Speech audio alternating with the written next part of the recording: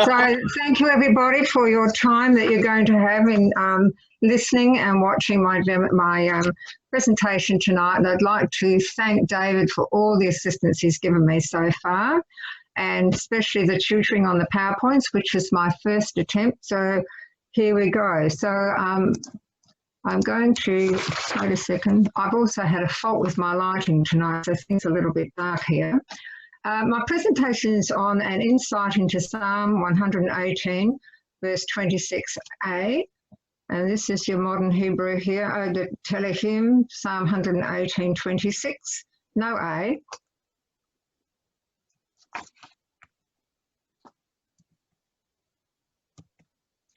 So Psalm 118, 26a, the modern Hebrew, says, Baruch haba b'Hashem Adonai.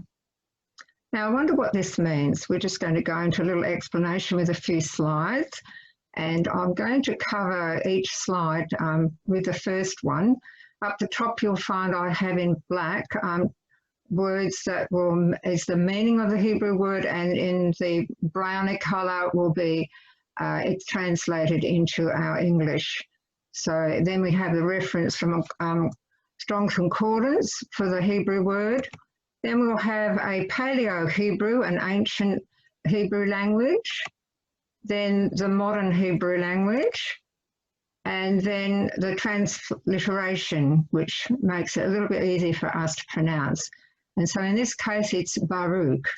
Now, Baruch comes from the word, the Greek word Baruch, and it means to bless God as an act of adoration, and vice versa, man as a benefit. So we'll understand that a little bit more clearly as we go along. The next word we have is comes.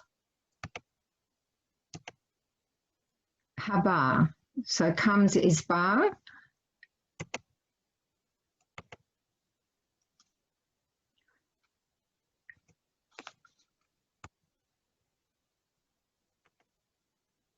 haSHEM. Now, Shem comes from, well, means name or title, and it's a mark or memorial of individuality by implication, honour, authority, character, famous, renowned, and named. And we might have a clue as to who that could be. Yahweh. Yahweh. You can pronounce it both ways. I put in my presentation Yahweh, the Lord, the self-existent or eternal God, and known in the Jewish national name of the God of Israel. Now, the Jews like to be respectful to the name of God, so they don't use the name Yahweh. They will use haSHEM or G-D, as I've shown you there. And when they translate it into English, it's quite often Lord or Adonai.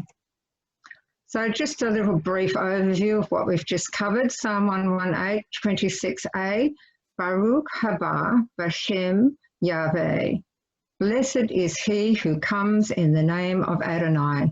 If you hadn't already picked that up, there it is. Blessed is he who comes in the name of Adonai. Now, Jesus celebrated the first coming in Matthew 21:9. We see that this is the fulfillment of Psalm 118, 26a. And it states, the crowds going before him and those following him kept shouting, saying, Hosanna to Ben David. Ben David is the son of David, which is referring to Yeshua.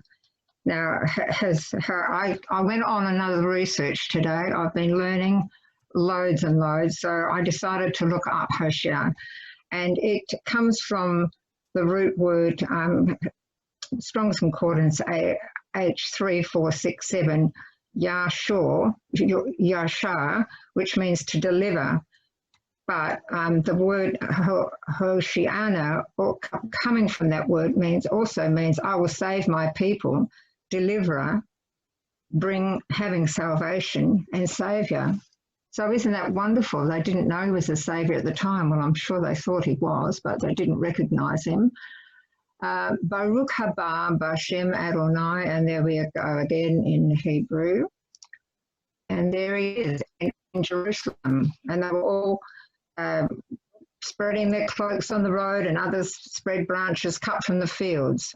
And they were going before him, and they were following him, shouting, Hosanna, Baruch haba b'Hashem Adonai. That's referred to in Mark 11:8 and 9. So we're all waiting for Yeshua's second coming. And Yeshua in Matthew 23:39, and this is my little insight, and there are other recognised theologians think the same thing, but like the Bereans, you need to search out for yourself, because you don't have to believe everything I say. If you have any doubts, it's your prerogative to look into it deeper. So, sorry, what's the bell? Okay, so Jesus said, "For I tell you again, you'll never see me again until you say, Baruch haba b'Hashem Adonai, blessed is he who comes in the name of the Lord." So we're back to the blessed, the Baruch, or the Baruch, yes, that was Baruch, but Baruch, to bless God as an act of adoration, or vice versa, man as a benefit. So here we see it works in two ways. We actually bless, or the Messianic Jews that get saved during the time of the tribulation, they will be blessed when they say and they welcome him back, or they welcome him, and he will be blessed because he is welcomed. So I have the references to those things that I've researched out. And that's the end. Thank you for listening and watching. Oh, very good. Thanks. Thank you. Ta-da. Thank you. Okay. Hallelujah. Praise the Lord. To leave. Amen. Thank you so much, Sister Alison and Danny. Both are excellent, exceptional presentations of very high quality that reflects the kind of academic rigor that we would like to see in a seminary. So if you ever had a chance to want to go to seminary and spend 4 years, 5 years, 10 years to do a master's, PhD, go for it, right?